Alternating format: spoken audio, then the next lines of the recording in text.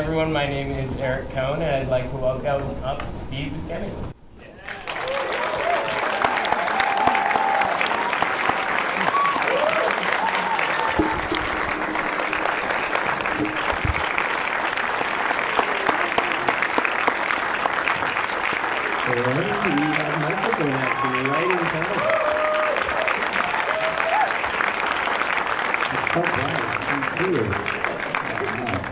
You also can't see the people all over the country who are getting this through live feed, so it's a good look like a pretty relaxed crowd, though. So, you've played so many different kinds of characters who are comical, and you've also played some sort of disreputable characters in the past, and if there was a Venn diagram for this character, he kind of falls into both of those camps.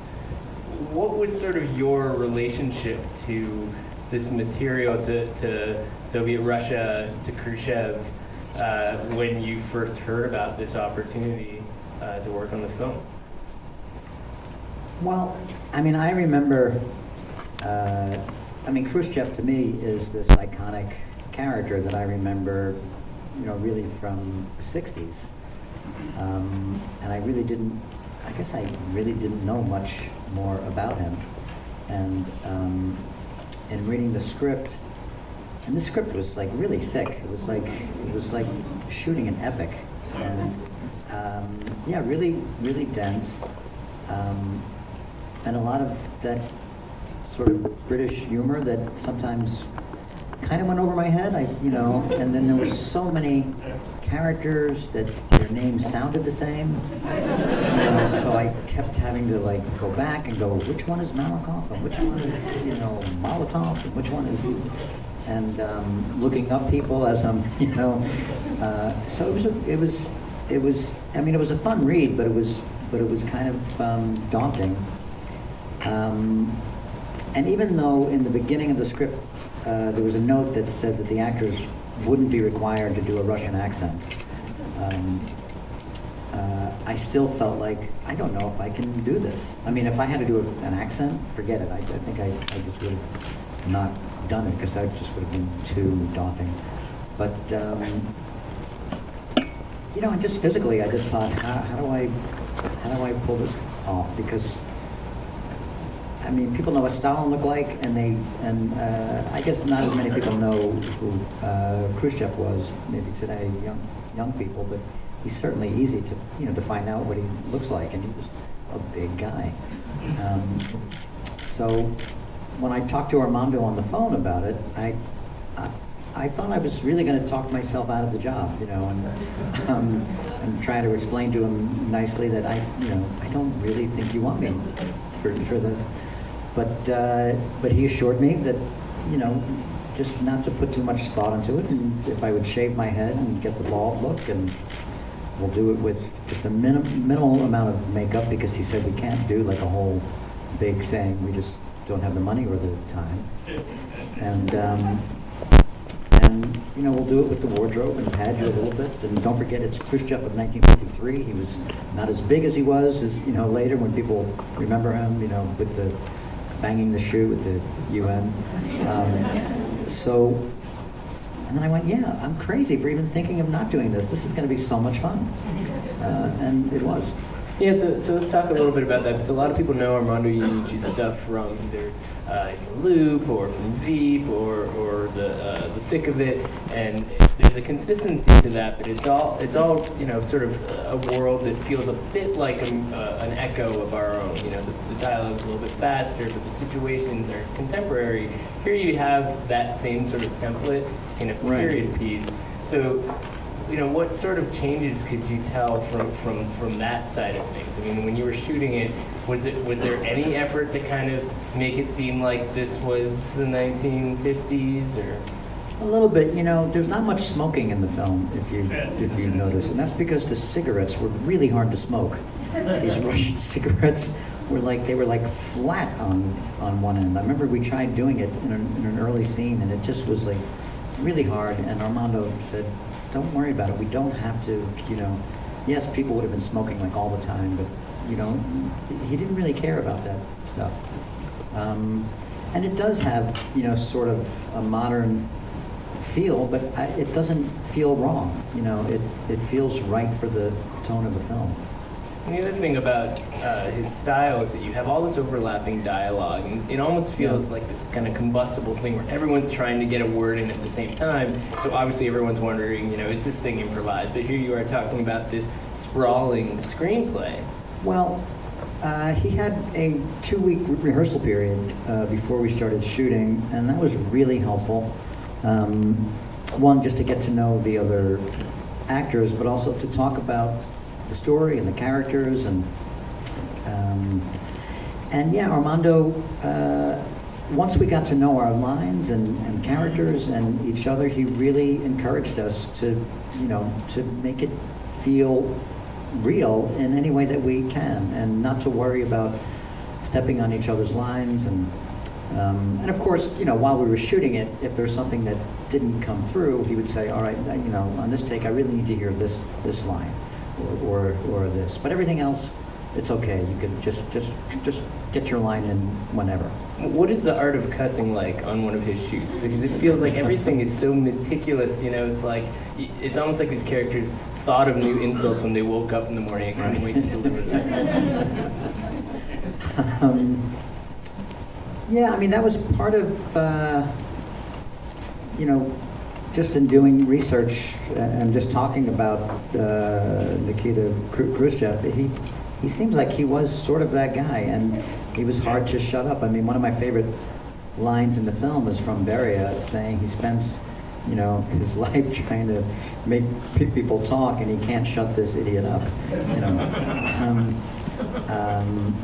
yeah. I mean, I think, you know, I guess I kind of went through it on Boardwalk Empire too. Like the cursing on that was, you know, you tend to don't think that people cursed as much like in other periods, but I think they cursed just as much. You know?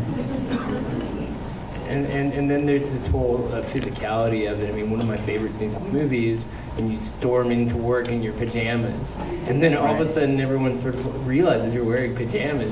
I mean, how do you keep a straight face having to do this kind of stuff? And it's like a film shoot where you need to hit your marks, and you know there's only a certain amount of time in the day, and you're running around in your pajamas.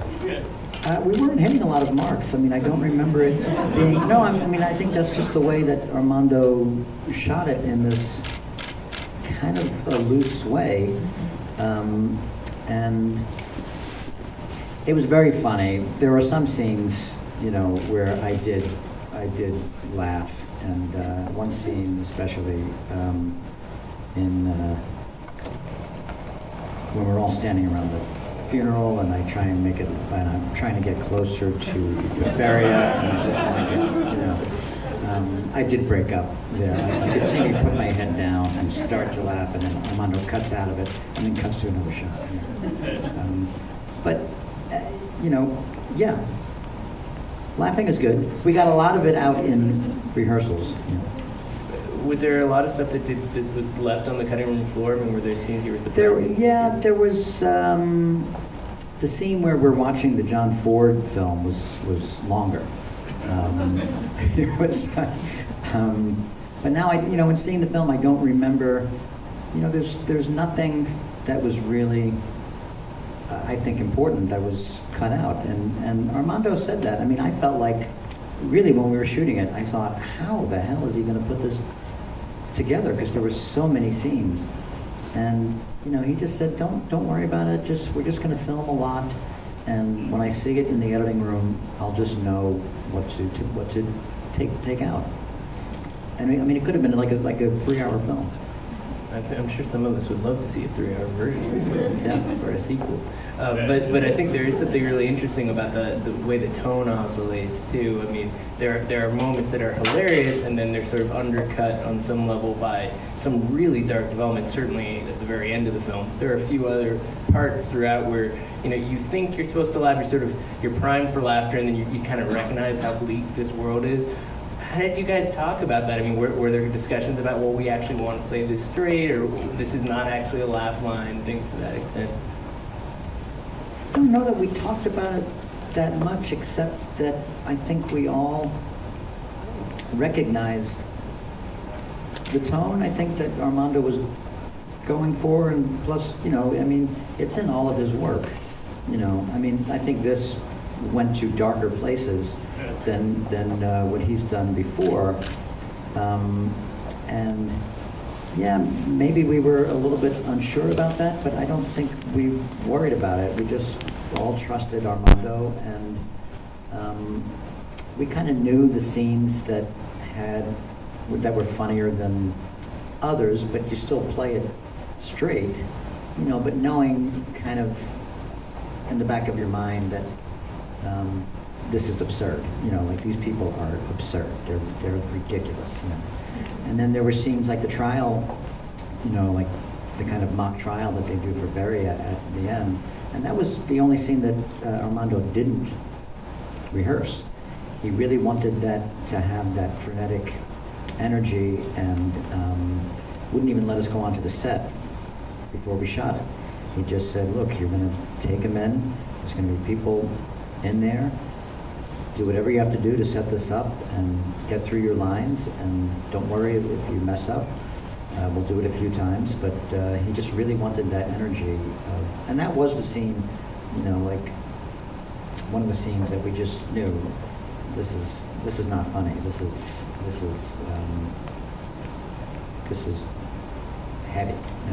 Well, a lot of actors talk about, when you have to play a certain character with a very complex backstory, a very specific set of circumstances, you start to, get inside their mind a little bit. Now, how close to this character did you become? Do you feel like you were, sort of living to some degree inside his head when you had to do these scenes, or was there an ability to disconnect yourself? Well, I mean, what I had to do was forget who I was playing, like forget who this historical figure, and just find, what it was about this guy that sort of made him tick in these circumstances. I mean, nobody thought that Khrushchev was going to be the one to, sort of become the successor. I think when Stalin died, the New York Times, made a list of the people, of the 10 people in the Politburo, and he was like, like 8th, 9th, or 10th. Nobody thought, and I don't think he really thought it, and I'm not sure that he even wanted it. He just didn't want Beria to be the guy. He didn't think Malenkov could pull it off. He really wanted his mentors on the Politburo, thinking that they deserved it, but they didn't seem to be the, stepping up to the plate. And I think, and in the course of, the days around the funeral, they all just saw in Khrushchev that he was doing it, so he kind of, I don't know that he was that ambitious or that he recognized his own ambition, but that was really fun to play. And plus, he's fighting for his life. I mean, he knew that if Beria was the one to get in there, that there was a good chance that then he'd be on a list. And that's what I kind of liked about him, is that he's a survivor. He was a veteran. He was in the war. He was close to Stalin. And I think he was very, adaptable. I mean, he would do things, Stalin kind of liked him because he was like the funny guy. There's a story where Stalin made him do like a folk dance at one of those crazy all-night dinners, and he did it. He was a good storyteller, and he kind of knew when to play the clown and then when to get serious. That folk dance scene would make a great prequel to this movie. But the other thing that really comes to mind here is that even though it's set in a totally different era, in part I think for some of us because it's in English, you start to see certain reverberations of where we are now politically for a lot of different reasons. Now, you made this movie, a year ago, something like that? We made it, we were shooting in London the day of the Brexit vote. I remember, waking up that morning. I wasn't working that day, and the newspaper said, they had the percentage of what the vote was going to be, and it looked like it was Remain was like going to be the outcome. And I went to breakfast, and when I got back to the hotel, the doorman, he kind of was ashen, and he was the one that told me. And that night I was out to dinner in this pub, and literally people were like crying on my shoulder, like these Londoners could not believe what had happened. And that was the first inkling that I got, that I went, oh, could something like this surprising and happen with our election? I still didn't want to believe it. I still didn't believe it, but look what happened. Yeah, I mean, what was it like to have finished a project like this, and not only to see what happened with the election, but the extent to which Russia became so much more prominent in our national conversation, Yeah. knowing you had something like this in the pipeline? Well, and this film is banned in Russia. But they're seeing it anyway, I think they have they have their ways. Thankfully. Yeah, it's just, I don't want to read that much into it, but it's just interesting. I mean, I think it's good timing for the film to come out. And I think it's always good to be reminded of what power can do to certain individuals, and that we should be careful. Can this happen here? I think a version of it can. So I think it's very timely and important. I guess they're not showing it at the White House anytime soon. I haven't gotten my invitation for a White House. It's interesting to hear you talk about this, because as an actor for so long, you have taken on roles in which you play these guys who are very fiercely driven towards lost causes, essentially. You think about, obviously, somebody like the character in Fargo, who's just sort of, that on some level, whatever comes out of this, it's probably not going to be good for this guy. Right. Do you feel like, on some level, that there is that risk of getting typecast, because you have managed to transcend that in a way that I think a lot of actors probably shy away from because of that danger? I don't know. I've avoided certain roles because it's too similar to stuff I've done in films where I didn't think were as good, But I think it's hard to avoid being typecast once you sort of get going, and you get known for things. I feel like I've had a really varied career. I've played lots of different types of parts, but maybe the ones where people know me the best are in the films where I play a certain type of character. But that's okay. Typecasting means, at least I'm being cast. So it's okay. What is the trickiest thing about doing a movie like this when you have to kind of go out into the world and sort of explain it to people? Knowing that you do have your own kind of past career, but then you also have this director who has one kind of reputation and different kinds of actors. And the movie has a profile of seeming like a comedy, but it's not a traditional comedy. What have you sort of gleaned from having to sort of explain it to people? I don't know. I don't feel like I need to explain it. To me, there is a tradition of these types of films. When I read the script, it sort of reminded me of Dr. Strangelove. That was about a very serious subject, but it was really, really funny, and it was exciting to me to read something and to think, that Armando was doing it, that I could be in that type of a film with a great cast, and I love ensemble films,